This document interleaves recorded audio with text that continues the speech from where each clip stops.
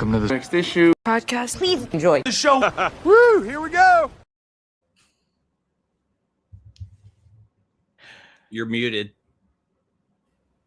Oh, it doesn't unmute me. I don't know why. it did it again, making me Damn look like you, a fool. StreamYard.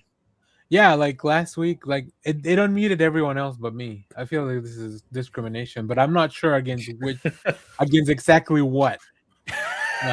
It's ageism. It's reverse ageism. Yeah, exactly. Actually, to StreamYard's credit, it knows that all the olds in the room will forget to unmute. And so it's like, oh, that youngin', he'll remember. He'll figure it out. Yeah. He knows where to click. Exactly. Cool. Well, I mean, we got a pretty busy show. We're going full Hollywood today.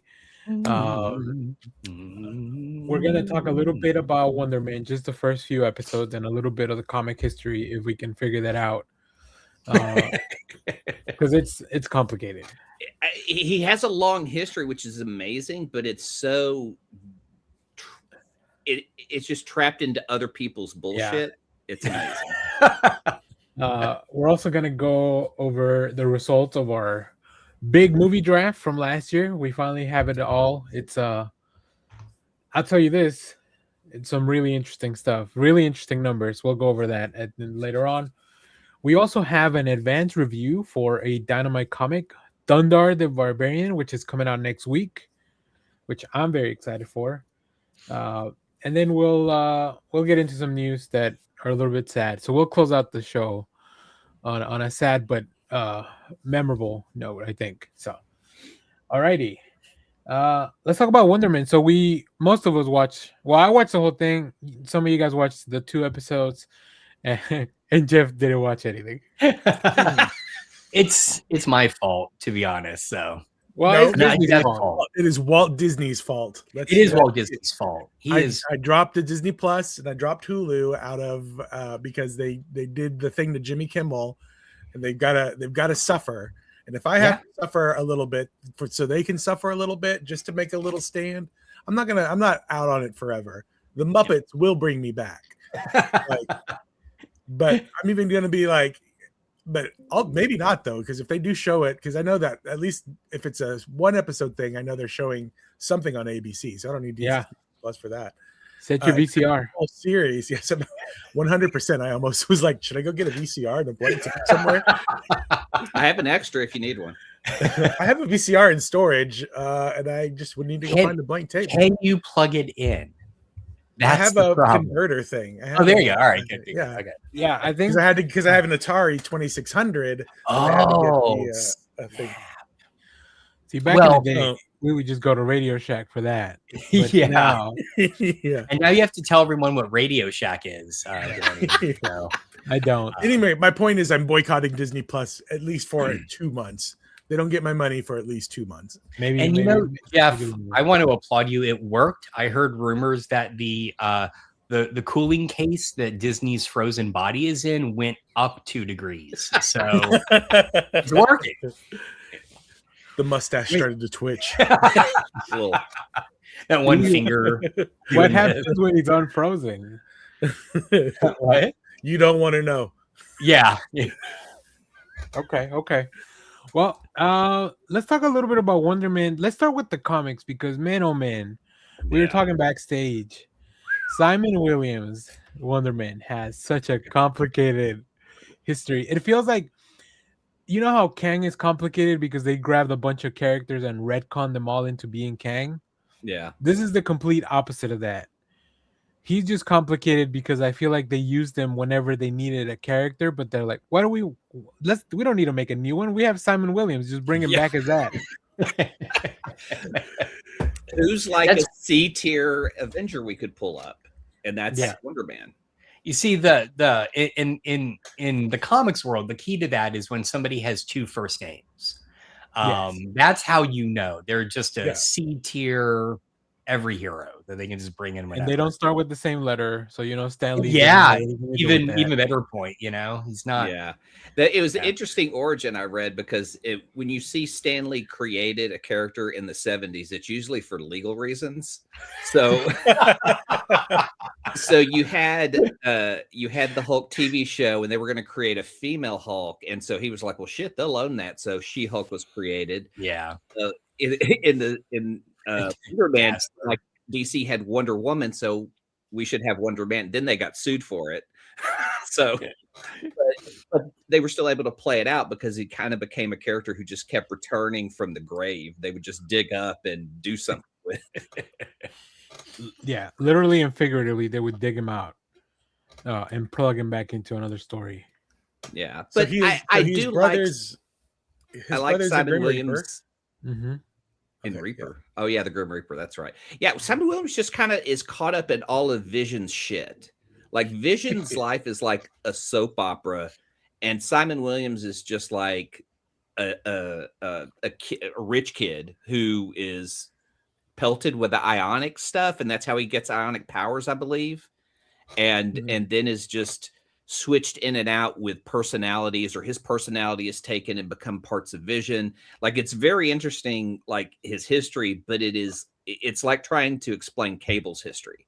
Like, there's just a lot of stuff going on, and you really only the good stuff rises to the top. So the best of Wonder Man is just Simon and Hank McCoy hanging out. Like, Wonder Man and Beast are the best team up, and I would love to see that. But like in the comics, that's probably the stuff you want to read the most. Like, I don't think his Avengers stuff is that essential. Maybe the Kurt Busiek stuff, but it is also 90s. So like, he turns Wonder Man into pure energy during that time period. The Burn, all the Burn stuff in the West Coast Avengers, he's a big part of that because he's tied into the Vision. Yeah, that's great stuff. It would be like, I love that. It would be like if Elon based Grok off of Timothée Chalamet. Like, that's kind of. Damn. I hate that I understand that. I hate that. I just hate that so much. I just hate that period. Wow. That's what it is. It's gonna be a hard pivot from there, but yeah. So I like that. Originally, they wanted to make him like a competitor to Stark, right? Just another another privileged white man trying to earn success.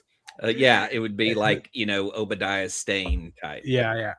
I do appreciate that half of Hireman's villains are like industrialists, like just other rival companies. Yeah, right. They got the weapons, man. Yeah. But then after things go wrong, he accepts an offer from Zemo. Hey, Baron Zemo, always in the chat. And it doesn't go well for him. It all goes really bad, but he does get superpowers. Eventually he goes into some kind of coma, and Ultron's like, "Oh, those are some nice brainwave patterns you have there. It'd be a shame if somebody stole them from you to put them in my own android." I know. Well, we see the return of Ultron. How much, I know they're taking a lot of liberty with Wonder Man, and this is written by Andrew Guest, who's a comedic writer who wrote for 30 Rock. He wrote Paintball for Community. Yeah, he wrote the Advanced Dungeons and Dragons episode for Community.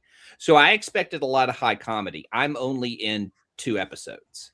And there's not much. There's not much. No, I know. This is actually the point my wife brought up. She was like, "You showed me that trailer, and I thought it was going to be funnier, and it really hasn't been." I'm like, "Yeah." And so Danny, does it get funnier, or is this kind of the tone throughout? I laughed a bunch during the first 2 episodes. Too.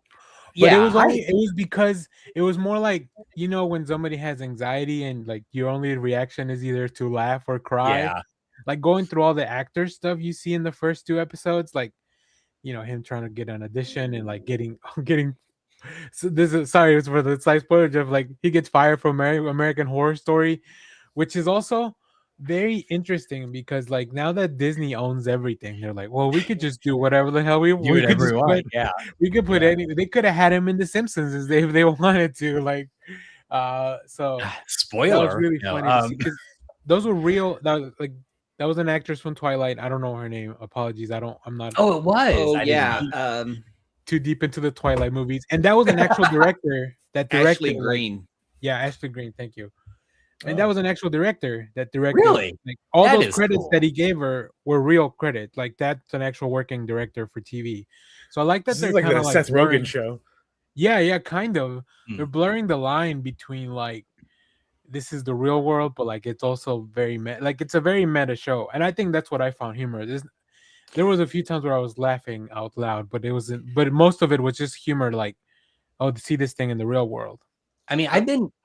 Oh, I'm sorry, Clay. Oh no, I just wanted to bring up the fact that it is very meta in the sense that when you see the Wonder Man movie, he talks about being in the void. And I'm curious if we're going to get any tie-in to Century, if that's kind of a point that was brought in. If like there was a writer for Wonder Man, the movie that they're watching, who knows these things are real and wrote this stuff. So like again, I'm only 2 episodes in, but I didn't know how meta it was going to be with the movie and stuff, referring to maybe real stuff. Lucky for you guys, I did a show after the first 2 episodes, so all the notes I have in depth are just for the first 2 episodes, so we can use that. But yeah, I love him seeing they watch the original Wonder Man film with his dad. Yeah, and just kind of like him falling in love with the movie and just falling in love with movies in general. I think that's very cool. I like that idea of like him just spending time with his dad, and that's why he wants to do acting. Yeah. Right. Well, I like the idea because when you read comics now, a lot of people who are comics creators now had a moment of that childhood that he sees when he looks on screen of like, well, this makes sense to me because he's the hero and he's the villain. And so like, I love that part of it. Like that really kind of resonated with me a lot. Okay, I could be wrong. I know the director aren't both the director and the writer the same team that did Shang-Chi? Or is it just the director? They kind of combine. Yeah, the director of Shang-Chi is involved with the show as well. So what I read was that somebody was developing a Trevor Slattery show. And then somebody was developing this Wonder Man show. And then somebody else said, why don't you just put them together? And that's kind of how this came. Which very reminiscent of like how everything happens to Wonder Man in the comics as well. They're like, why don't we just do this? Right? Well, the thing I love so far about the show is the brilliance of putting the two of them together, because you have Trevor Slattery, who is just an actor who got cast to be a supervillain in Iron Man 3. And people remember him mostly for that. Mm-hmm. And then you have Simon, who is a superhero who really just wants to be an actor. And so they're kind of coming from either end and meeting exactly the same in the middle. And I love that. I love that so much. And I'll be honest, I'm only 2 episodes in. Does Trevor Slattery have the most development of any character in the MCU? Think how far that guy has come. I mean, outside of the guy in Spider-Man that gives him a hot dog and then is in Shang-Chi in the bus. I think so. Yeah. Zach Cherry. Yeah. True, yeah.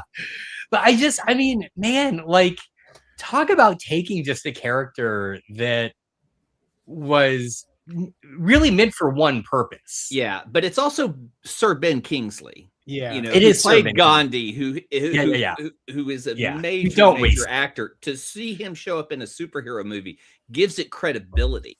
Oh, multiple times. And that was the smartest move when they cast him. And playing a comedic role, because when I do laugh during Wonder Man, it's always a Trevor Slattery scene.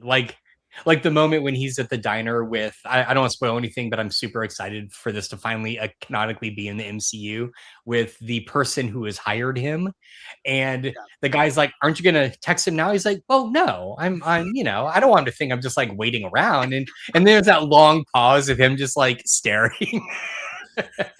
I do love that he has a character of himself in his mind. Yeah, there's a lot of meta in this, because I saw Josh Gad plays himself in the show as well, and so he has to play a version of himself on TV. But that's what we were talking about too backstage. Like Ed Harris is on this show, and I'm like, I've seen everything. I'm like, did I miss Ed Harris, or was he playing himself? Did he get cut out? You never know with these shows too. I will say, I don't know if you guys are. I haven't seen Midnight Cowboy, which is the film that they go watch. I haven't First either. of all, spoilers for Midnight Cowboy because they show you the beginning and the end of that film. Yeah. Hold on. We need to have like a Criterion show where we go through movies that we feel like the others should have seen. I feel that's relatively within our time frame. I've never seen Midnight Cowboy either. Yeah, Josh, I haven't either. Oh, snap! Wow. Oh well. Yeah. That's almost a bingo here. Also, now I know I can go watch, as long as it's not on Disney Plus, I can go watch Midnight Cowboy first. Yeah, you should, because you will get spoiled by and you have to, all right, like for the full 2-episode arc, you have to go watch Midnight Cowboy, Baby's Day Out, The Fly. The Fly. Yeah, I forgot about that. Did you guys know that The Fly is a remake? I didn't know The Fly was a remake. Yeah, really? Did you know The Thing was a remake? This show brought it up. Yeah, The Fly Carpenter's The Thing was a remake. Well, I knew that. Okay, but the Fly, original Fly is Price, right? No, The Fly is okay. No, sorry, the original one. Yeah, that makes Vincent sense. Price. I mean, who else would make a movie like that?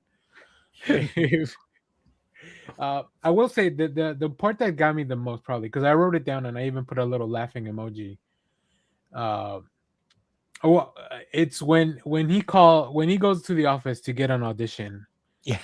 And his agent's like, no, but I'll get you something else. And then he looks up the email, whatever. He's on his car doing this voice of like a Hollywood receptionist. Yes. Yaya is so good at he's so, I don't know. They're both really charismatic, it makes for a great show. Yahya Abdul-Mateen, Ben Kingsley, like this odd pairing that also kind of mirrors the characters from the original Wonder Man film, and I'm like, okay, I see what you're doing, show. Like, there's a character Barnaby that's in the original movie, and I'm like, oh, okay, well, you got very smart.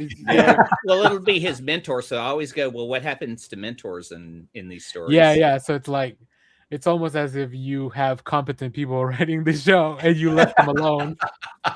I do also want to call out, because I don't remember this from Shang-Chi, but because that same scene has it, there are amazing tracking shots in this movie. There is one shot of them leaving when they go see Midnight Cowboy, they're leaving the theater and the camera passes through like the glass doorway. Yeah. And that same shot, because it looks like he's driving. Like, it does not look like that is CGI. And it's this one, I mean, and the camera is like, he's on the left side of the screen and you see everything passing by him on the right. And you're like, Jesus Christ, how do they do this? There's some amazing shots in this, which you wouldn't expect from a TV show. A TV show, yeah. It is cinematic at moments, just showing like Ben Kingsley like waiting. Like there's a moment, and it's just, it's like, we're going to put him big and on the screen for just this moment. And it looks so cinematic. They really made this TV series bigger than it should have been. Yeah. Which I think is great, which kind of brings me to the only question I wrote in our notes. It's been a while since I've watched an MCU TV show. All right. And I noticed when every episode loads up, you get that Marvel spotlight. Is that new? No. When did they last? 2023. Echo was the only other series that has done that. Which one? Echo. Oh, I didn't watch Echo. That explains. Marvel Spotlight is for the more grounded series in reality. So that's why, like. So did Born Again get it? Or is it like. No, Born Again is Marvel Television. Just Marvel Television. Yeah. Okay. That's because I was wondering if this was like a new. For lack of a better word, imprint. Yeah, it's just their way of labeling stuff, which at first I was excited that, like, oh, are they going to go through like the Marvel imprints? You know, when are we going to get to Marvel Fanfare? Like, because like they had Marvel 2-in-1, Marvel Spotlight, and Marvel these were all like series they had back in the day. I didn't even put that together. Marvel Spotlight. Yeah, so it was just all the kind of one-shot series they used to have. And it's time for Marvel Team Up. It is a good indicator. Marvel Spotlight is a good indicator that a show stands on its own very well. Like you you have to do very little homework. The only callback I noted in the first couple of episodes was Simon Williams is walking by the Chinese theater because they are in LA, and I'm like, oh, that's where that guy in Iron Man 3 blew up. which is the movie where we met Trevor Slattery. So like, yeah, right. You know, but other than that, outside of watching Iron Man 3, I wouldn't even be like, you need to watch all this other stuff. You don't, and you don't even need to watch Iron Man 3. They give you enough to be yeah, like, they give you enough context for it. I mean, I would say seeing Shang-Chi is kind of helpful because they really are skipping over that whole appearance of him. Yeah. But I feel like that's kind of important because that truly reintroduces him as a character who is first and foremost an actor, right? Yeah. So yeah, no, I agree. The show, I mean, like I said, I've seen it all. No, I think it's so it's really, really good. Yeah, I expected higher levels of comedy. I Yeah, expected same. almost like not a sitcom, but comedy injected into a superhero story, just from the level of writing I saw from Andrew Guest, and he's the showrunner. And I was like, man, this guy really does great comedy work. So I think It it's sounds more just from grounded you, the way you guys, the way you guys are explaining it, it sounds almost British, but like dry, very dry, very, very dry. It is. It's Yeah. very dry. It's very. I feel like the comedy is more situational. It's not dialogue based. It's not jokey. It's again like the whole scene. There's a scene where he's just trying to film. He's doing an audition for an indie movie, and he can't find a spot to do what's called a self-tape, which was news to me. Yeah. And so he's met up with Trevor. Trevor's like, I know a place we can go. And it ends up being Joe Pantaleone's house. And that whole sequence is funny, but not laugh out loud funny. It's situationally funny. The second episode could have been an episode of Seinfeld. Yeah, it almost sounds like Curb. Like it sounds like a Curb Your Enthusiasm. Like you just way dialed back. Yeah, like you have to find a place. Like the only reason the whole crux of that second episode is like, I have to shoot a self tape, and something happened in my apartment where I can't shoot it there, right? And now I have to go figure out where to go, and we end up in all these odd places. I love when they go to the studio, like where I guess you kind of rent a spot. Yeah, and the lady's like, "Oh yeah, but I have to do it with you," and she's so bad at it. That is funny. So, I do love that. I think that the interesting thing is learning parts of like being an actor, like shooting yourself, where he records the other side, then he puts that on the side, then he has to set up like the entire setup of that was neat because you're getting into like what an actor has to do to work on his own. Like he doesn't have like a whole crew; he's just by himself, but he has to learn these lines. And the idea, imagine how crushing it is when you go to a place and there's like 10 other of you at least. Yeah, right. When you go to an audition, and you're like, well, there's 10 other people that can probably do the same thing or even better. Yeah. And then you hear the big laughs from like when Trevor's in there, and then the guy's like, oh, that guy's killing it in the room. And you're like, is he going? And you don't know what it is, right? It's just like, is that somebody that's going for the same thing I'm going, and he's doing really well? So yeah. Well, haven't you ever heard stories of people who like Kevin Smith wrote Clerks with him and Jason Mewes cast as Jay and Silent Bob, but when they wanted to do Mallrats, they wanted to recast Jay, so they brought in a bunch of people who like we would.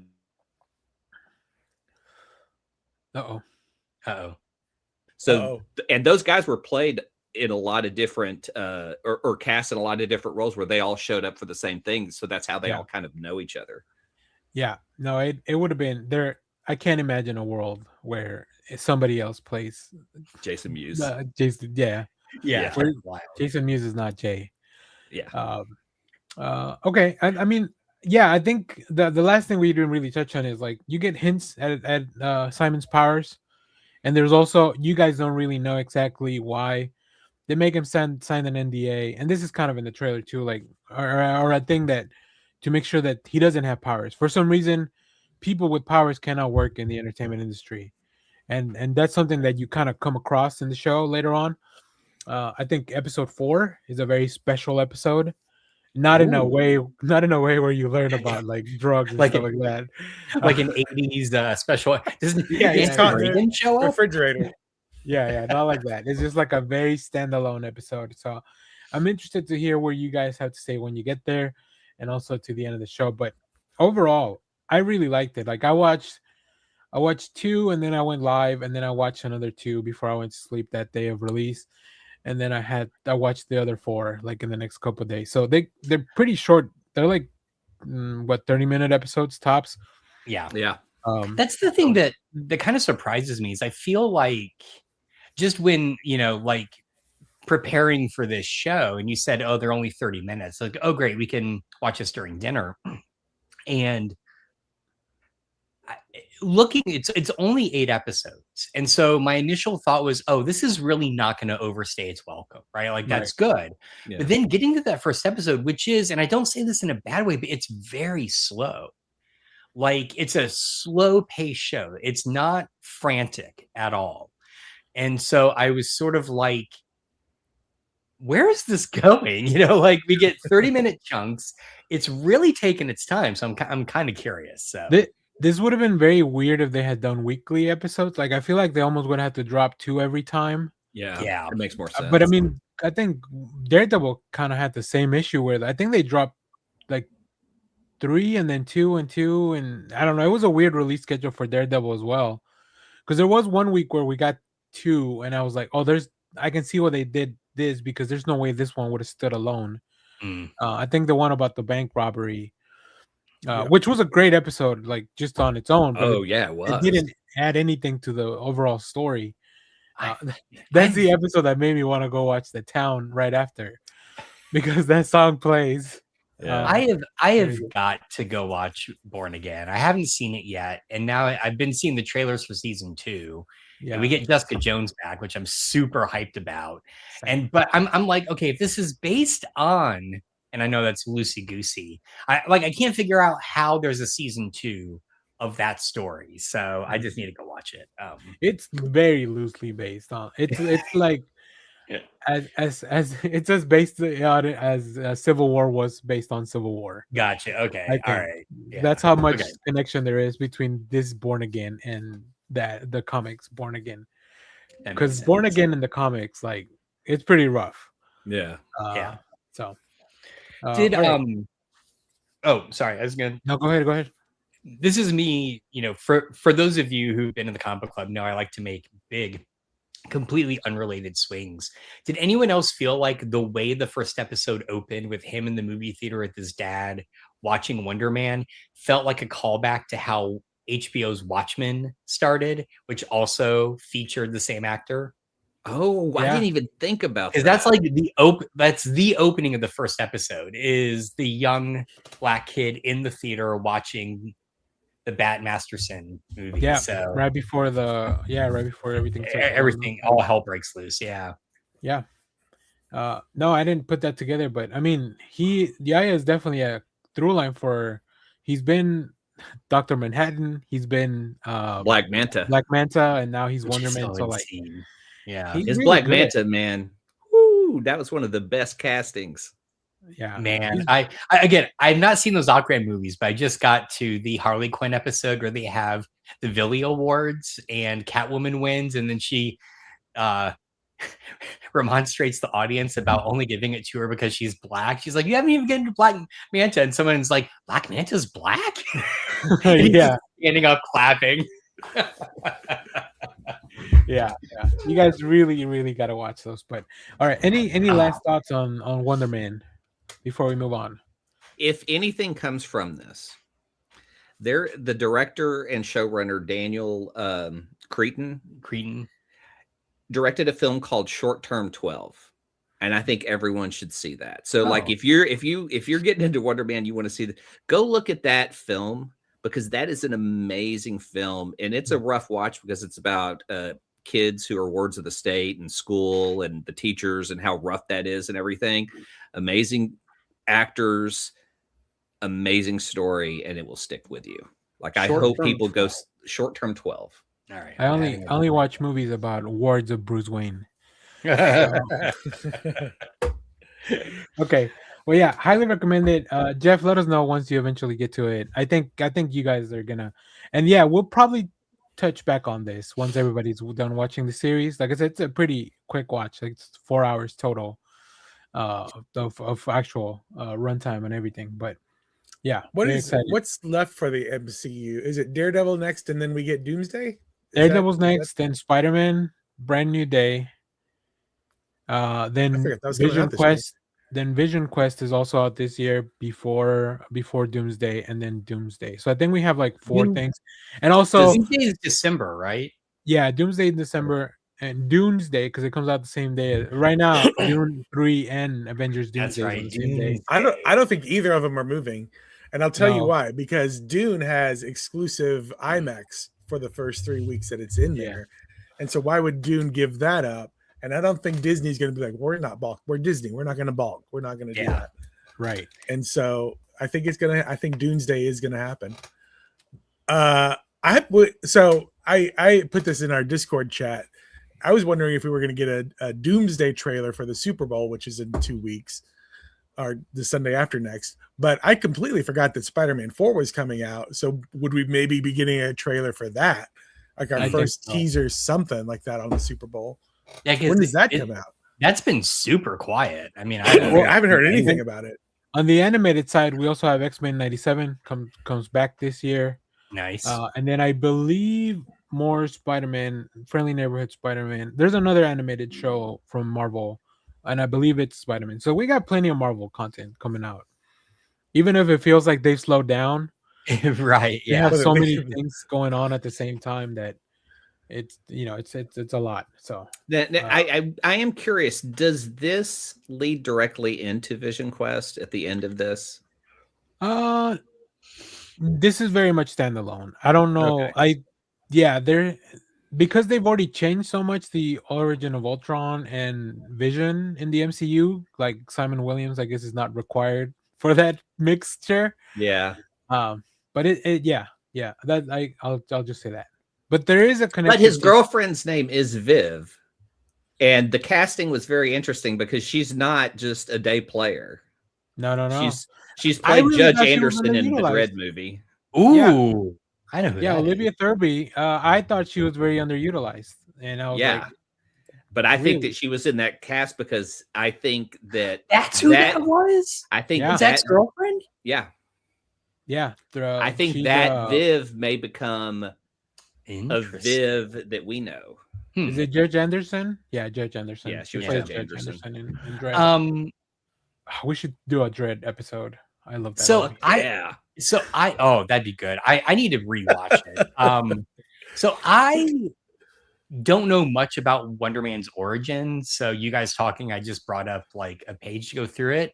Do we get a Baron Zemo? Because apparently that's how he gets his powers. Yeah, exactly. Bring back Daniel Bruhl. Come on. Dancing. I think Daniel Bruhl may be done with the MCU. He's like, I've danced for you. Oh, I'm gonna dance. But Zemo's so great though. Like it is. And the advantage is you could always cast an actor who just wears the hood the whole time. Just you lose his face. I will say you lose the actor. If they didn't bring up Baron Zemo for the Thunderbolts, I don't know that he's coming back. Yeah, I feel like that's what he would have. Yeah. So I think Baron Zemo would make the best villain against Cap in the next Cap movie. Like I feel like the last Cap was such a bust that you bring out the big weapons like Zemo, bring back Red Skull. Like, I mean, Sam's Cap versus Red Skull. You know, they have not done the Cosmic Cube. And if there's one way you could bring Skull back from the dead, it'd be the Cosmic Cube. So yeah. Well, isn't the Cosmic Cube one of the? Didn't they turn it into one of the jewels? Oh shit! You're right. Damn it. Yeah. That's what. Never mind. I did not know that the creative team behind this were a bunch of community people, which is interesting since the Russos were the community people as well. So I feel like that's really cool. They're community theater players. They're just community theater players. So when are we going to get Dan Harmon in the MCU? Well, are all the most successful MCU directors from comedies? Because don't forget, Shackman, who did Fantastic Four, got his start on Sunny. So that's right. Yeah, and Ant-Man Isn't that Adam McKay? Oh, Paul, Peyton Reed. Paul Feig, Yeah, right? Paul Paul Feig. Feig. Yeah. Who did I a lot of all the Ant-Man Who directors. did most of the Office, I think. Like every other episode is a Paul Feig episode in the Office. But so. Bridesmaids is like probably his best. I think Oh, Spy. and Freaks and Geeks. Spy's Oh, I pretty love good, Freaks and right? Geeks. That's pretty good. Yeah. Yeah. So cool. Well, yeah, go watch Wonder Man. We'll come back to it. Like I said, I've done the whole thing. I've watched the whole thing. But I think it's just a very different thing in the MCU. I can see if people may not like it because of that, but I appreciate them doing different stuff with the genre. Big- too. I have a big nerd question. What is here? On here? Yeah, the Wonder Man font. What is that from? Because it looks specific to a 70s type style. It is so funny you say this because at the end of the second episode last night, my wife and daughter were my wife and daughter were both like, why do we get this like feminist font for? It was a weird font. No, it does feel like, I'm thinking like The Graduate. Like, the way that when it comes up and then you get the old school copyright date at the bottom and stuff, it just feels like an old 70s movie. That's what I took it as. But that's what I thought as well. It was like it was very stylized for a reason, but I was like, what is the reason? I feel like That's what the AI said to do. I feel like a lot of the style here is also because I had this thought in that exact shot you're talking about of Trevor eating his wedge salad. I feel like there's a lot of inspiration in this. I can't believe they spent 10 minutes on that shot. Yeah, I know. A lot of inspiration in this from Wes Anderson, right? Like that central shot, wide view. And I feel like that font in those 70s callbacks, also reminded me of Once Upon a Time Rushmore. in Hollywood. Well, that too, but Rushmore, right? Oh, like the way that he uses fonts in those old school 70s sort of titles in that as well. So I don't know. That's what I took it as. But okay, I didn't know if it was acknowledgement to something. Let us know down in the chat. Do you think serif fonts are more feminine coded? Because apparently that's what Josh's family thinks. I love serif fonts. So if so, call me feminine. Who knows? So it looked like The Graduate. Now that I think about it, paying homage to something that these nerds. That is a very nerdy question. I give it further than the normal level. I think of this show. Well, I mean, it's just like the sketch, like for Avatar. You mean they just chose papyrus?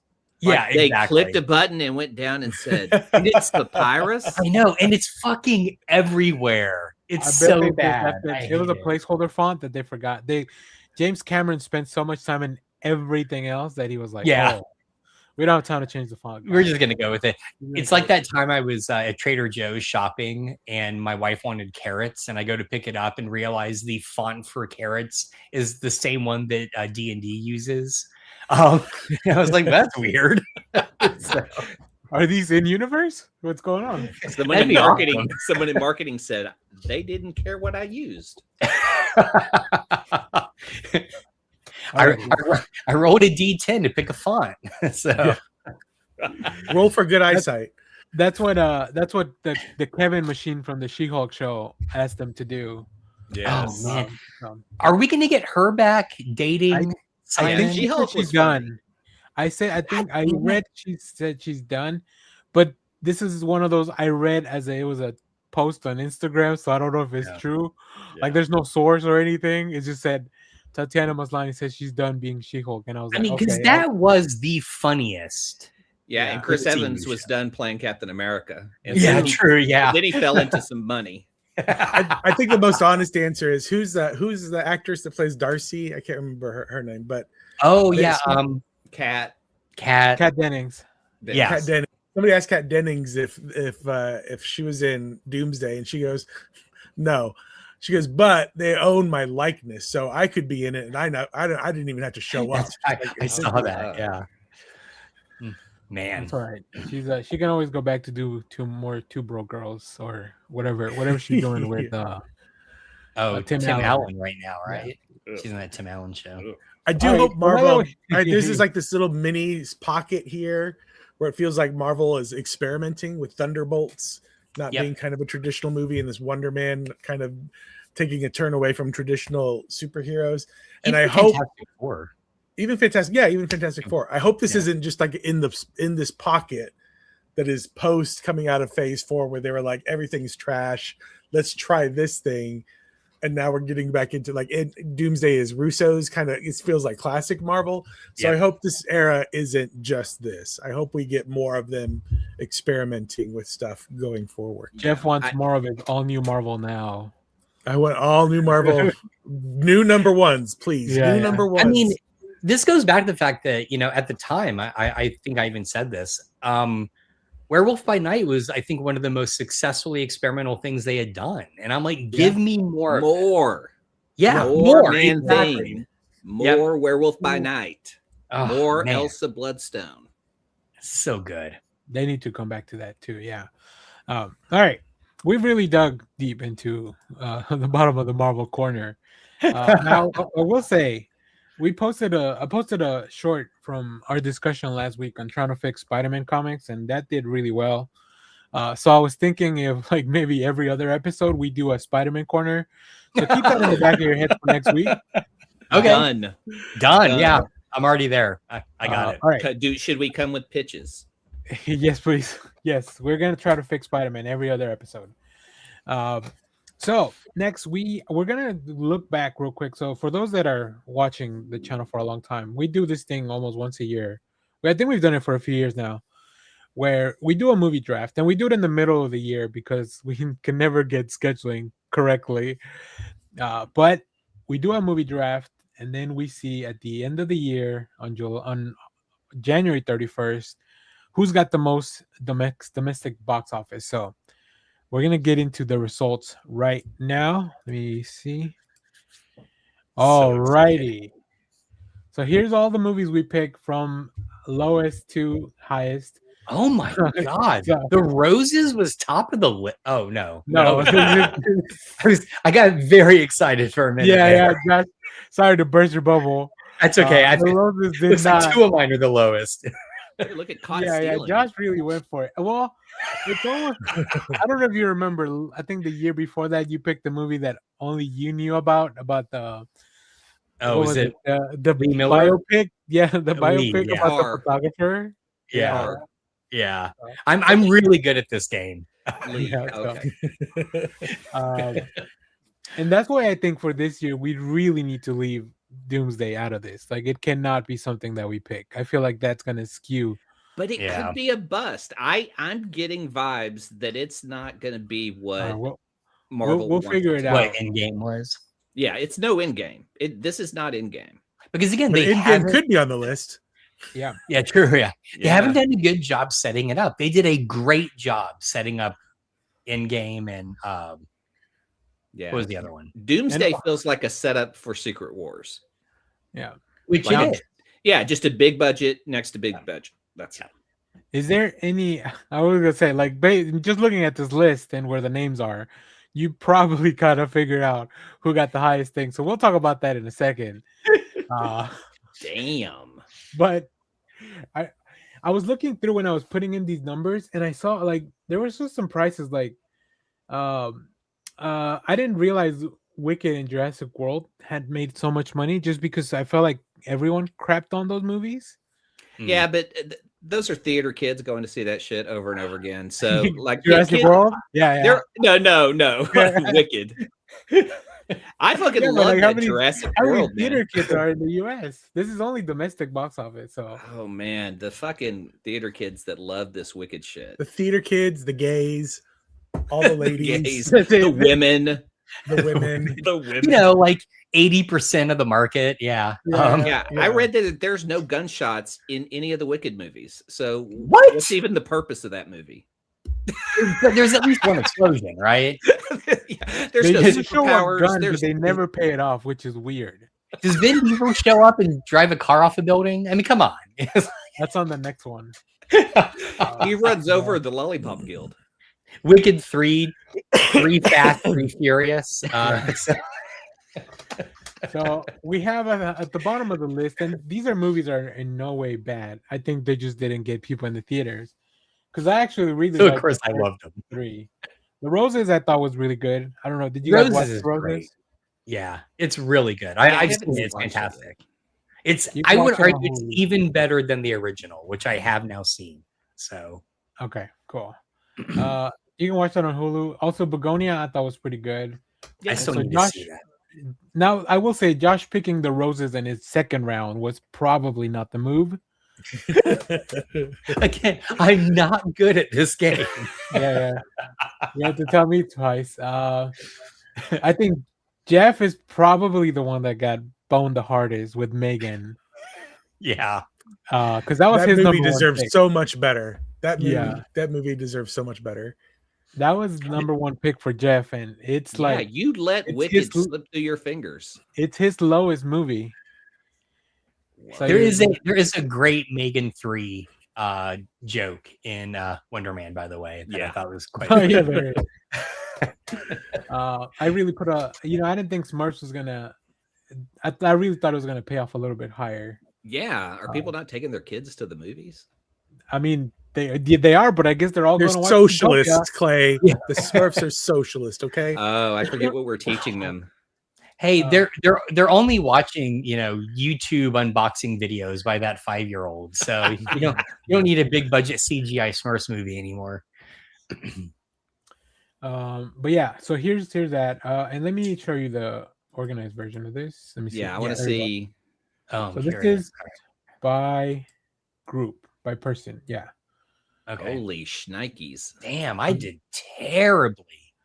So on the number one spot was myself with really, I think Zootopia would have just done it for Yeah, by itself. Zootopia. Bigger than we all even imagined. I'm genuinely shocked that did as well as it did. Yeah, me too.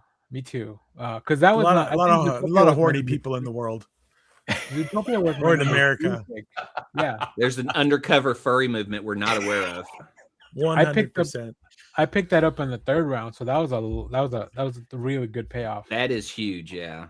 What And is then, of the course, what is the Fox character that Jason Bateman plays in Zootopia? I Fox saw and I saw a meme that was like the Disney Robin Hood walked so that character could run. That's Yeah, hilarious. that guy's full on anti-hero. Although he is a cop in the second movie, so I don't know about all that. I think he got hired. How are you the cop anti-hero? What are you, maniac cop? Yeah, Well, maybe. It is Denzel Washington. it is 2025, Clay. I feel like that is possible. So for 2026, Zootopia 2. what fucking year is it? Zootopia 2 is low key training day. It's like Disney's training day. I don't know. You like to get Don't away, kill Judy Hopps. Kill him, Judy Hopps. Judy Plant Hopps. I some didn't know you coke got. on I him. didn't know you got wet. Piece of- Okay, Oh, that's the only amazing. reason we need AI is to make that a Oh, real God. thing so we can see Jason that scene. Bateman saying King Kong ain't got shit on me would be amazing. Yeah. Oh yeah. So yeah, Avatar: Fire and Ash also doing less than Zootopia was a surprise. I mean, James Cameron had to buy all those tickets himself. So Yeah, I guess so. Now, Freakier Friday did a lot more than I think it should have. It almost Yeah. hit 100 million. Oh yeah. Like, let me see. What round did Jeff pick that in? I feel like they really tapped into that millennial zeitgeist for that That sequel. was That's what I Jeff's was going number 5 for. pick. That was your lowest pick, and it's your highest movie, Jeff. I think. Wow. Yeah. Well, no, Jurassic World, but yeah, that was Jurassic World. your number 5 pick. Really paid off. But yeah, outside of Josh, everyone has. No, even Josh has a movie that did 3 digits or 6, 9, No, 10 digits. I mean only Fantastic Four. Yeah. So for next round, we'll go obviously in reverse order. So Josh will get the Surprised number 1 pick. SpongeBob didn't do better. Yeah. Me too. I really Yeah. am. Did Smurfs do better than SpongeBob? No. No, Alright. I think It did SpongeBob- almost double. All right. SpongeBob stopped at 69, and they're like, "All right, we're done. This is funny enough." So yeah, we'll figure That's out right. If we were going to make 420 million, then it's time to get out at 69. Yeah. I mean, the numbers we're looking at are amazing. So it's like there are people responsible for their studios making that kind of money, which is just ridiculous.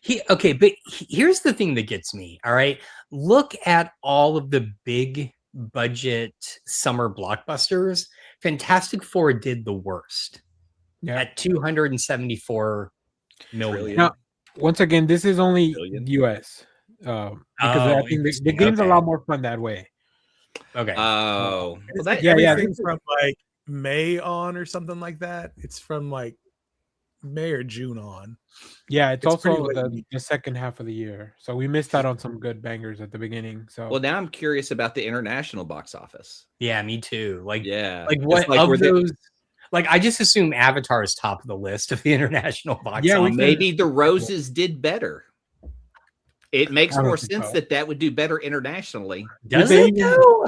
I think so. I feel like it's a very American story of. I guess I look at those two as British and European. So Well, that's I the mean, appeal. yeah, it is British, but it's Here we set go. in America, and I feel like the.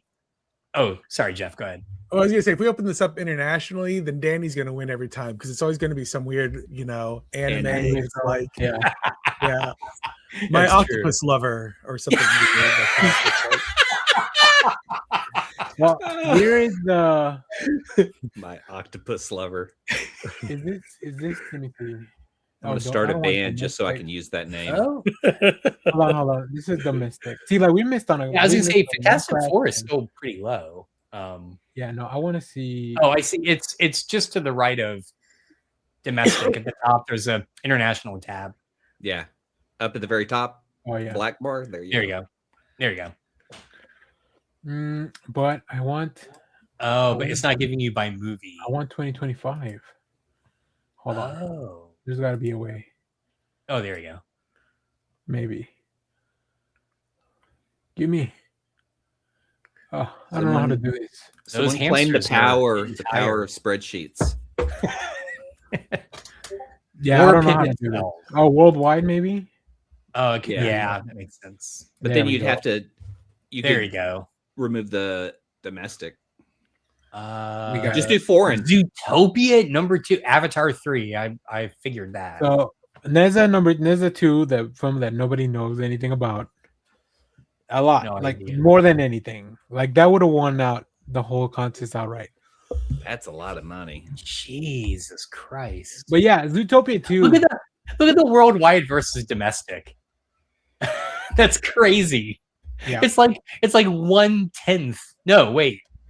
I can't do math. Point Yeah. 1.01. One what? Yeah. Wow. Holy hell. Yeah, look, 99% of its watches Is from foreign. Yeah. Interesting. Is this though because of our problems with streaming and theaters? The need to be in the theater for just a short time to go straight to streaming, or films that just ended up straight on streaming that never got this chance? Like, I mean, because the domestic box office still looks really low I compared to think- the past. Neza 2 was just something that people in the US were not aware about at all. Yeah. Like that's all it is. Because mean, A24 put it out in theaters. Because I've never knew- heard of it. they saw how successful the first one was, so they're like, "Oh, we should probably try to do this." It didn't pay off for them though. But yeah, Zootopia 2, it's ridiculous, like so much. Avatar, I mean, we figured broke $1 billion. Good for you, James. I guess. I see why Tom Cruise gives a shit about those Mission Impossible films, because overseas they make way more money. Yeah. Mhm. Fantastic Four did almost double. Yeah, look, Wait. our first superhero movie is Superman, and that's all the Or way to 10. identical. Yeah. I wonder what Detective Chinatown 1900 is. Where's It's number that? Oh, 14. we'll find out. How, But how the the author fuck is- starts with a white woman. how is Brave And New World multi- above Thunderbolts? I don't understand. In 1900, a white woman is murdered in Chinatown in San Francisco. Where's this movie from? I've never even heard of this. Yeah, I mean, I don't know. China. It says Market China at the bottom. Market China. Yeah, Oh. that's what I figured. Most of these were China-based films that were making big money. Makes sense. All right. Hmm. Yeah, I mean, I think Mission Impossible still kicking ass over there. Final Destination made that That's much. right. Oh, That was good. I love My it. favorite thing is when Danny streams something like this, you can tell the rest of us old guys are doing like this. Yeah, I know. Yeah, because I'm like, I got to get my readers. But look, Jeff was saying, like Demon Slayer. I love it. No, keep All right. streaming, Danny. Hold on. I got it. Hold on. Yeah, I looked at myself on camera and I'm doing this. And I'm like, oh god, this is terrible. All right. Well, there's your results. welcome for to the box office. elderly podcast. All right. Well, I'm gonna have to crowdsource my picks next time. I feel like, although if memory serves, I didn't do that badly the first time we did this. No, I don't think so. I had like 2 like surprise hits. You were Let's cut to really that clip. I'm gonna start doing that during our live podcast. You just really wanted to do badly this time around, so you really went for it, and I appreciate that. Yeah. I appreciate the commitment.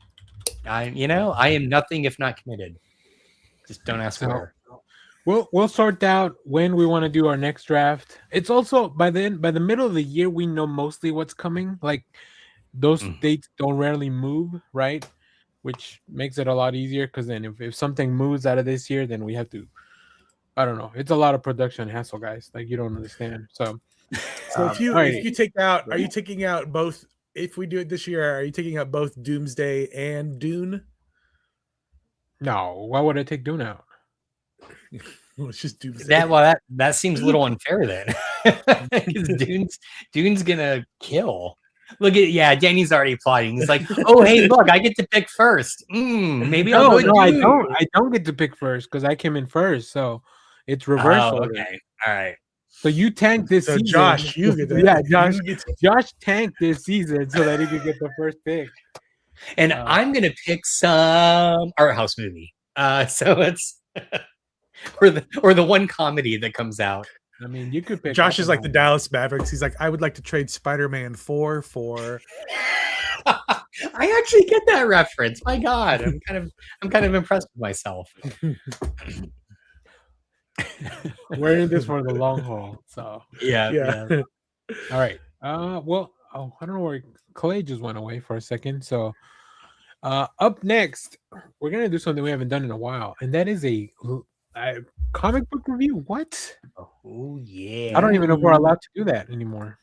Oh yeah. But we do read comic books every once in a while. And we also get sent comic books in advance every once in a while, which is quite a good time. That is nice. We're gonna be I like it. talking about Dynamite's doing a comic called Thundar the Barbarian. Now, can you guys tell me about your relation while Clay gets back? Tell me about your relationship with Thundar, because the reason I brought this up was because I think you guys were pretty excited when we heard that this was happening. Oh yeah. A bunch of old guys got happy. I Bunch of don't old men. know about you, Jeff. I have always loved Thundar. I am not a fan typically of post-apocalyptic stuff, but I can remember even as a kid. So this came out in 80, I believe. So I was 5. Even as a kid watching this show, it blew my mind the subtle world building that it did. Because it's very clear that it is set in some far-flung future. It is very much riffing off of Star Wars, because you have a Wookiee-like character with Ukla. You have his Star Sword, which is basically a lightsaber. But instead of just doing a Star Wars ripoff, they set it in our future, and every episode features identifiable things that you're like, oh, I see oil tankers like that all the time, right? Or, oh, I know that. And so even as a little kid, I was like, this is brilliant. Like, I love this idea that it's, it's like that moment in Beneath the Planet of the Apes when they go into the underground and the Earth astronaut in that one is like, oh, this is New York, right? Like this is the New York subway. Yeah. It's like those types of things make it feel weirdly grounded, and I love that. And all it does is it heightens the fantasy and the sci-fi because you know where they are. So I don't know. I love Thundar, obviously. Josh is way smarter than I am because I was just like cartoon fun. Don't give me that much credit. But you're Are muted you talking, again. Danny? You're muted. Sorry, I was coughing. This guy looks a lot like the guy from Herculoids, and I thought, like, does he get his own spin-off? Or I just realized that that's not the case. He just happens to look like the guy from Herculoids. Same design team, I assume. Yeah, I was going to say it was the same animation house. I thought It's all Hanna-Barbera stuff, right? Hanna-Barbera. It's all Hanna-Barbera. Well, yeah, this was Hanna-Barbera, but it was directed by Ruby Spears, and so I don't know. I think they actually broke off at this point. I think Ruby Spears had their own studio. Okay. So this may have been a Ruby Spears production, but it still involved Alex Toth, I think, did Alex the artwork. Toth worked on it. Jack Kirby did a lot of work on it. Wrote most You of can these. see here the little Kirby. Michael Cho's cover has a little Kirby sign on. And you can tell when you watch the show, there's like villains that actually shows up in this issue, and you're like, oh, that's a Kirby design. Like, the eye flare is, all Kirby. I mean, so I think Michael Cho is like channeling his inner Kirby in this cover too. Like, very much so. Crackle in the back and the form, even just the way that he's standing and reaching out to the page, the face, the move, that's Kirby thing. But I do want to give props. The interior art is by a different artist who I've never heard of before. It is fantastic. This duo of Jason Aaron as the writer and this artist, it is so simpatico. It is working. I was blown away because no disservice. Dynamite does good with covers. They often have terrible interior artists, and this artist is fantastic. I meant to look up who it is. Well, let me tell you. So as you mentioned, this is written by Jason Aaron with art by Cure Ball. And I think one of the issues that Dynamite sometimes has is that they just don't put the correct artist with the correct property. I don't think it's that it's bad art. It's just that it's art that doesn't really fit the tone or the aesthetic that they're going for. That's a much better way of saying it. Thanks, except for their Disney stuff. Their Disney stuff, I bet Disney has like contracts with them that you're like, you have to get these specific artists that we have on our stable or roster or whatever, or somebody that they pre-approved, because all the they're Disney all from stuff, Europe. Yeah, probably. Or South America. Yeah. All the Disney stuff looks very not specific, not just like straight out of Disney, but they look, whereas some of the adaptations that they're doing, like which we got to talk about that Thundercats Silverhawks crossover in a second, since we're digging into this Dynamite stuff, but put a pin in that. Okay, so I'm just imagining a Disney lawyer like with the Dynamite guy, like by the like, you put this artist. I mean, it's probably not that like violent, but it's probably just that's not far off from the truth. Let me give you a quick legalese that's not familiar with Thundar. When a runaway planet hurtled between the Earth and the Moon, which I can't believe. I tried say the year. You got to say the year. Hold on. It's not there. It doesn't say in the 1994. Yeah. In 1994, when a runaway planet hurtled between the Earth and the Moon, cosmic destruction was unleashed, and mankind's proud civilization were cast into ruin. 2 millennia later, the planet is nearly unrecognizable, not as unrecognizable as you would think. A harsh that was my one problem, where sorcery and super science both reign over the powerless masses. Now, rising up from the ranks, one man is breaking the bonds that restrain him with the help of his faithful companions, Ariel and Ukla the Muck. He has dedicated his life and his power and the power of his mystic blade, the Sun Sword, to liberating the world from the forces. He's Thundar the Barbarian. I don't know that everything's as unrecognizable, because I was like, oh, they're in New York. I could tell. At worst case scenario, they're in New Jersey, and like, There's a shot on the bridge with a bunch of cars, and I'm like, this is 2,000 years. Like I've seen a car degrade in 50 years. There's like a fleet of cars on a bridge, and I'm like, maybe not make it 2,000 years in the future if you want to have, relics of what it looked like here at the time. Back in the day, cars were made of better material. Well, yeah, true. It could be New York, but and this just could be a conceit as well. But when the rat people bring Thundar with all the other slaves to the city, if you read it phonetically, he describes it as Kansas. Yeah. Yeah. So right. I assume it's maybe Kansas City or something. Yeah. Who knows? So. So what? I mean, I guess we'll go around. What did you guys think of the book? Who do you want to start with? I loved it. I loved it. Jeff. Yeah, we'll go with Jeff and down, and then come back to me. Yeah. I thought it was great. I thought it was fantastic. Jason Aaron's writing. It's for something that's not. I don't know if a lot of people know who Thundar is, but yeah, it kind of encapsulates, gives you that world straight up off the bat, and it's exciting. It's exciting. I'm gonna read it. Very nice. Yeah. Clay, what about you? What did you think? Oh, I loved it. I was a Thundar the Barbarian fan when I was a kid because it was like the best of all the movies I'd been watching on cable. So it was like you had Star Wars, Road Warrior, you had this Wookiee, you had this witch, all this cool stuff. And like it would be weird because Saturday morning cartoons in the 80s would be like, oh, here's the Care Bears. And then post-apocalyptic, here's the world is dead. Here's a fun cartoon. Enjoy, kids. It's a fun cartoon. Yeah, like and if I remember, I remember the planet passing, but I thought part of the destruction was brought about by humans. I thought that was part of the story in the cartoon. That's a big reveal, probably. We did this. We blew it up ourselves. It's the same as the ending of the planet. Right. But that's the fun part of Thundar is like he travels through different cities, so you can kind of see these different landmarks, encounters all these mutants. I mean, it's just the most fun kind of B horror film, but like with Jason Aaron writing it, it elevates it. That art elevates it because it takes it to a different level than it was on the show, and it's really, really good. I mean,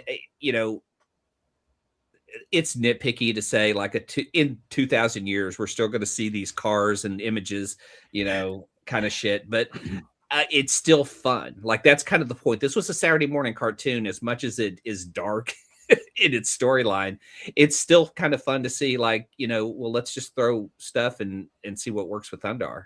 And I'll trust Jason Aaron any time of day. Oh yeah. Definitely. Yeah. I had this kind of a like interesting arc as I read this issue, because at the very beginning, the way Aaron introduces it, I'm like, oh, cool. He's going to give us the backstory that we never really got in the show, right? Like, how did they all meet? Because I thought that opening scene was the reveal of how Thundar breaks his bonds, right? Mm-hmm. Then you get to the middle of the issue and it just becomes, and I'm not saying this in a bad way, this is great. It just becomes a standard Thundar episode. Yeah. Right. So what he does, I think in just a few, like several pages, most of the issue is if you've never seen Thundar, you get the setup, you get the world, you get the stakes, you get basically how the normal arc of a story goes. And then at the very end, he throws it all out the window. And that was the hook that I'm like, oh, fuck, he's doing it. I like this, right? Instant pull. I am so hyped about this. It's going to be great. So, yeah. Kudos to Jason Aaron for just not... You could have done a perfectly fine Thundar series by just rehashing, by just doing Conan again. Like. Yeah, Conan, do your Thor, but do it on the Saturday morning cartoon that we all love. But no, he I feel like he's actually doing something here. Yeah, like it is setting up something, and I'm here for it. So is he doing it? Is Jason Aaron doing an ongoing right now? Or is he just because he did Thor Forever and then he did the Batman Space Adventure? Well, he's just come back, right? He was out for a while, I thought, due to health reasons or a car accident. That's that might Is be that somebody me? else. That's Don, Donny that's Cates. Don Cates. Oh, Donny Cates. Jason Aaron's doing Bug Wars. That's his only ongoing that I know at the moment. But they kind of take breaks in between the arcs. Yeah. You can tell that this is something that he wanted to do. I feel like at this point, he gets to kind of pick projects and like, give Well, me that's what another I think. That's what I was Barbarian to write. getting at. Is that it's interesting that he's not with either of the big two, and it seems like he's picking his projects, or maybe they're being pitched to him because he did that Turtles run that was really good. Yeah. And so I don't know if he's going out and just saying I want to do this, and these studios are just like, great, come and do it, or if they're like pitching it. Yeah. And I've only known one other author who wanted to write Thundar. Do you guys know Brian King, the horror author? Brian King. Mm-hmm. He was on back when Twitter was good. He was on there just pitching like, oh, I would love to do like a Thundar series. Back in 1994. 94, yeah. And I remember that coming out of the blue, just going, who wants to do Thundar? But like Brian Keane was a big, and I was like, yeah, like I wanted to revisit it because it's just a fun cartoon. Yeah. I would love to know if Jason Aaron saw Dynamite's Herculoids and Space Ghost, and it's like, I wonder if they have Thundar rights. So yeah. So as somebody that didn't know much about Thundar, I thought that was pretty good, especially bringing you into the world and letting it tells you everything you need to know without being like, here's a whole paragraph of information. Yeah. And we don't have any art previews, but it's really good. Like if you're watching the replay of this, maybe I was able to find something and I'm dropping this into the short form video, but it fits with the world, it fits with the tone. It feels like an older comic. So yeah, I really enjoyed it. What I do want to show you guys is there are 28 variant covers for this. 28? Fuck. It's Dynamite. It's Dynamite. A lot of them are probably just the same cover, like in foil and like without the trade dress and stuff like that. So let's go through some of them. Actually, we'll go through all of them real quick. This is Michael Cho. This is the main cover. I do love that cover. This is a very cool. Wow. Is that a lot of these are? This is who is it? Cedric Poulat. A lot of these are probably going to be the same, just like different variants of the same thing. You can expect a lot of covers by what's this character's name? Ariel. Ariel. Princess Ariel. Yeah, I'm sure you're going to see a lot of these covers. This is Dynamite. Iraqi. Yeah, it is Dynamite. So they need to sell their books. Let's see what else. See, like, am I going to end up getting two covers? God damn it! Francesco Mattina. What? Oh wow, that's really cool. Damn. Bjorn Barnes. I love that they each have their own interpretation of like. This is a very Star Warsy, like even the post right with the sword. And, this is also like Boris Viejo. Yeah, I was gonna say like it looks more artistic than just a poster, but like a Boris Vallejo. Who am I thinking of? Fucking Death Dealer. Who's the artist for Death Dealer? Oh, Frazetta. Yeah. Joseph Is that Linzer? Linzer, yep. Yeah. Good eye. Who's this? Rob. There's Rob. no feet. Yeah, where's his feet?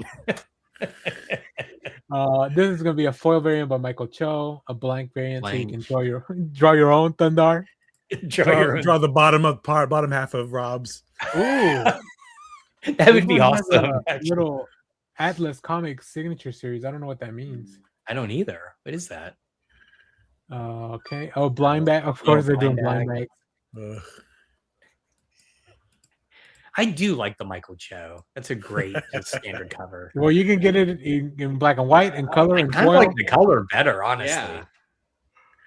Yeah. See, they covered up with. That's why I like sometimes the ones without the trade dress because you don't see the lightning hitting. You don't see the lightning. Yeah. There is that's not canon. It's a sun sword, not a lightning sword. There is some great Kirby art out there if you're looking for Jack Kirby Thundar stuff. Oh, really? Yeah. I need to find it. Ooh, there you go. Cool. Speaking of Kirby art, there's a little design Kirby art design variant. Oh, Rob Liefeld with the feet. Oh, with hey, there we feet. go. Oh my god! Hey. And look at the way he lined up the foot with Ukla's mouth. Yeah, I bet he Man's a drew them design separately. genius. God, that's just awful. Okay. Well, there you go. Thundar. Thundar, that's our. Just our tell us you don't review. understand art, Josh. I can't believe they allow you to teach. There's a there's an audio clip for you right there. Tag it, Danny. Oh man. All right, real quick before we leave this Dynamite train, I wanted to show you guys. We're getting a couple cool things from Dynamite. So first is this gigantic Thundercats Silverhawks crossover. Thunderhawks. Kind of want to read this. It's by Ed Brizzen, who's been doing Thunderhawks. Yes. Oh, he's been doing Silverhawks. I got to talk to him. I think it was last year when Silverhawks was going to come out, or Thundercats lost. But yeah, I mean, I'm very excited for that one too. And then the other cool thing I wanted to show you guys was this. I think this was going to blow your socks off. The Muppets Noir. Oh fuck, I'm in. So Who's like, writing this? I was about to find that out. Give me a second. It's Roger Landridge. She's writing Oh, and doing the art. I love Langridge, and he's done a bunch of Muppet stuff. He's a big fan. So this, I think this main cover. Oh, this main cover is by Landridge. Oh, we just saw his art in the Thunder, right? We saw his cover with the. Was that him with the lightning? No, I don't think so. Oh, that was somebody else. That was Linzer. Linzer. Okay, that's Yeah. I knew it was an L name.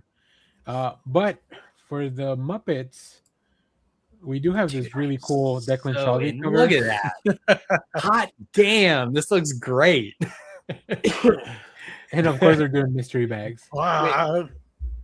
I hope that they got Rob to draw these guys because they don't have feet.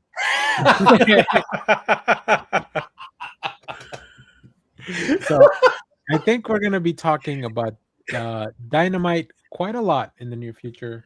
I did like the roles that they gave the Muppets. Like Rolf was playing the piano, and Sam the Eagle's the cop, obviously. When does the new show launch? Have they announced yet? I think it's March. I think it was sometime sometime in March. Yeah. Okay. And from what we gathered, it's just a one special, but we'll see. I know What? that's the same. That's the same thing that these guys have finally arrived to. Son of a bitch! Come on, all Disney, fucking invest in the Muppets, will you? I know we're running low on time because we got to get out of here by yeah. the 30th. But we would be remiss if we did not talk about Catherine O'Hara. Yes. Unfortunately, passing. I mean, look at this filmography. Yeah, it was that was very sad news. When there's a lot of awful stuff going on in the world, but man, oh man, sometimes you just get hit in the gut, like when you're already down. This one hit hard, and it was completely out of left field. I think most of the comments were like, "I just saw her in the studio," or she was just in the studio. She was in Last of Us season 2. I forgot she was in Argyle. Yeah, Her and Bryan Cranston. Still never. She did a lot of. I didn't realize she did so much like voice work. I guess Christopher Guest films. If anything, Yes, if you've never seen Waiting for Guffman, Best in Show, Show. Go see those. Like those of her. Like everyone's seen Home Alone and Beetlejuice. I feel like that's her broadest appeal. But those films, like comedy gold. Yeah, and that's what bugs me or bums me out because I mean we already lost Fred Willard a few years ago, so I don't. We're gonna that troupe was never gonna be the same, but. You go and watch those movies, those same actors, and those, and it's just they're so genius. Those 4 films, so well.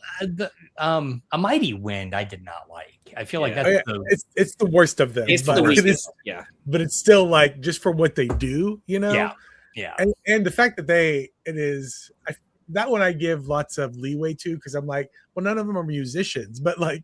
where they are on film. Like, Yeah, true. And so I'm just like, I think they're all genius. I think they're all genius in their own little different ways, Yeah, and I hope people go back and watch her SCTV stuff. Like some of the comedy is going to be dated. Like I have the box set of all the SCTV stuff, and it is very dated.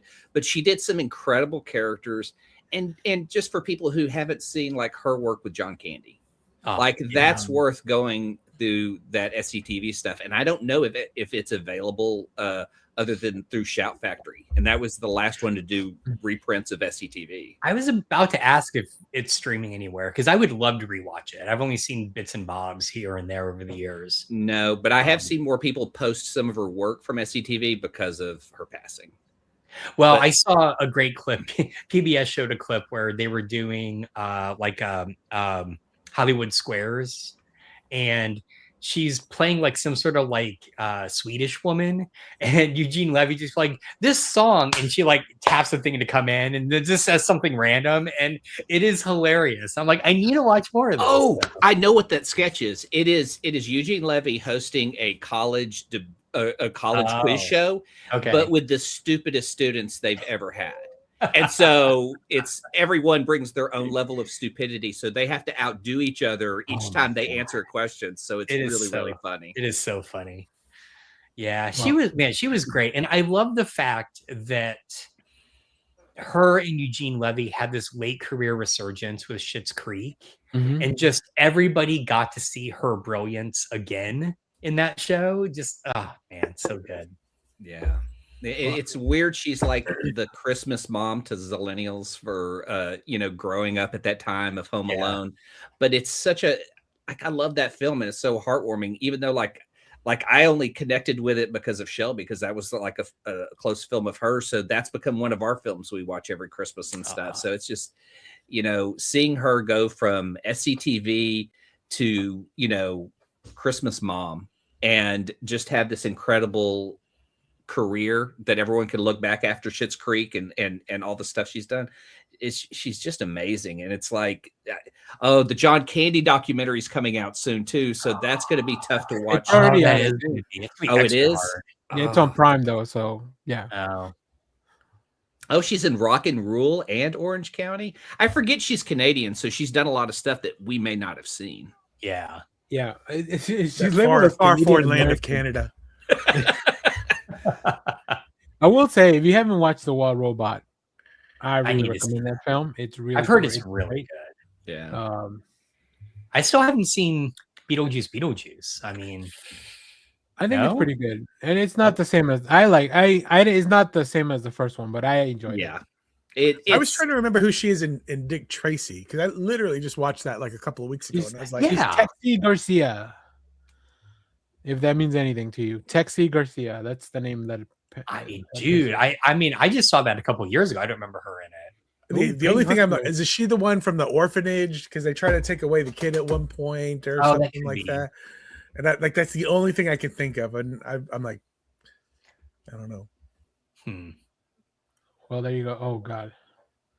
Oh man, Martin Short, jump scare.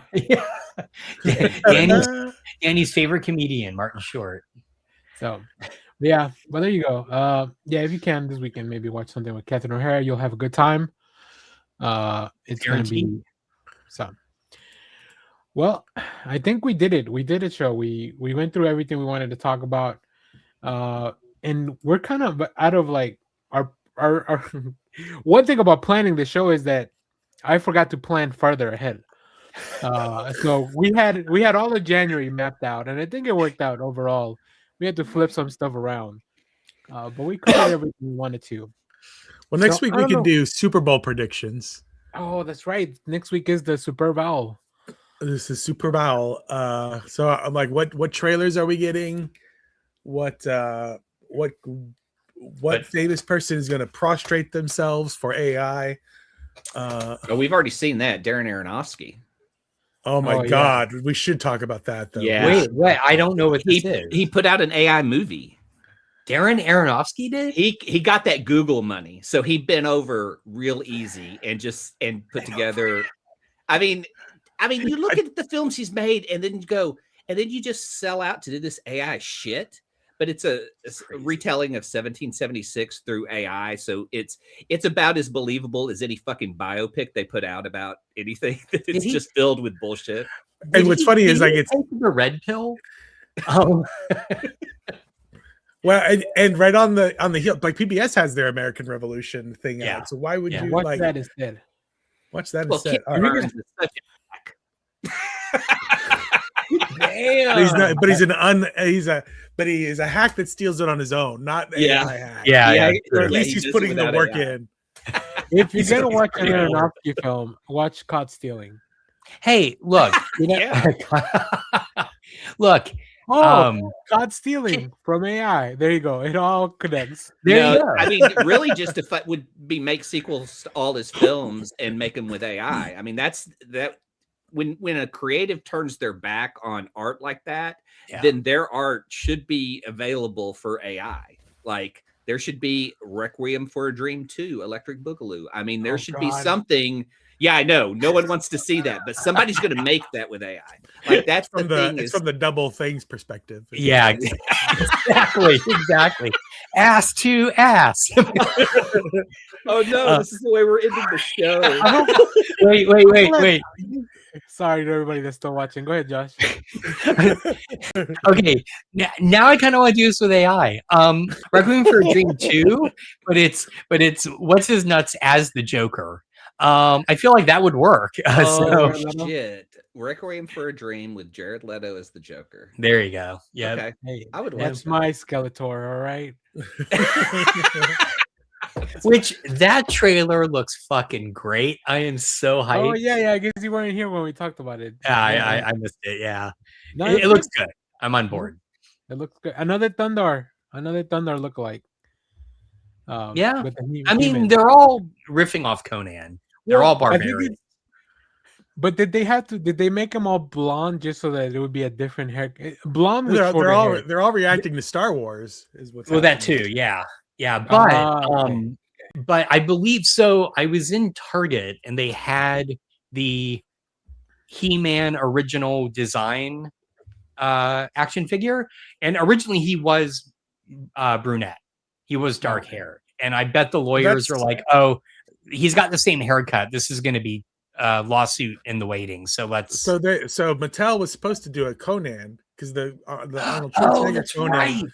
That's was right. movie. Okay. They did a toy deal, and then they watched the movie, and they're like, "This is not for kids." But they had the rumor is they had developed the He-Man design for Conan. Okay. And then at the same time, the guy was over there working on He-Man. They were just like, "Well, we'll use Wonder Man, for his name is to Simon bring it Williams. full circle." Yeah. Okay. Yeah. All right. Cool. Thank you for correcting me. Thank you for ending us on a better note. And remember, kids, never do ass to ass. All right.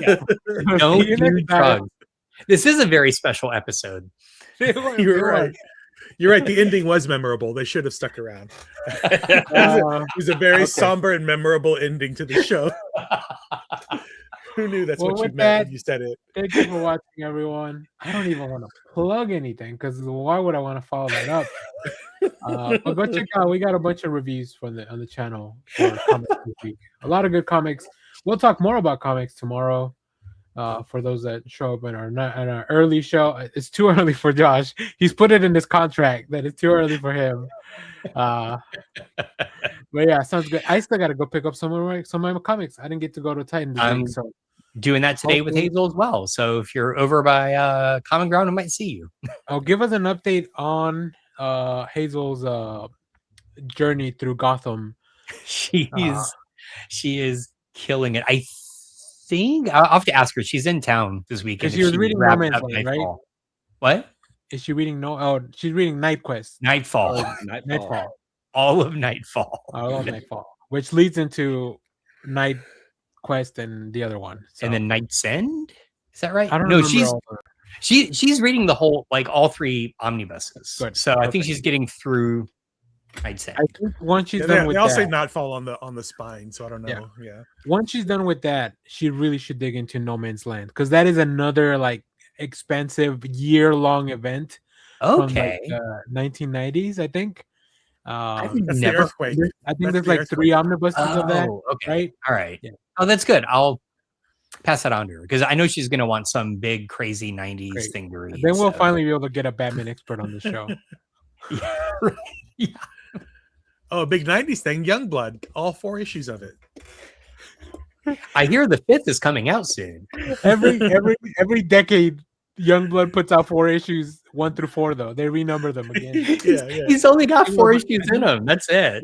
We're getting issue 3 this week, or we got issue 3 this week. I don't know. So, okay, we're out of here. Thanks for watching, everyone. We'll see you next time. Bye bye. The most important thing in life will always be Bill Bebo. Twitter loves you. Simon Center, get the fuck out. All right. Bye. All right. Get out of here, you weirdo.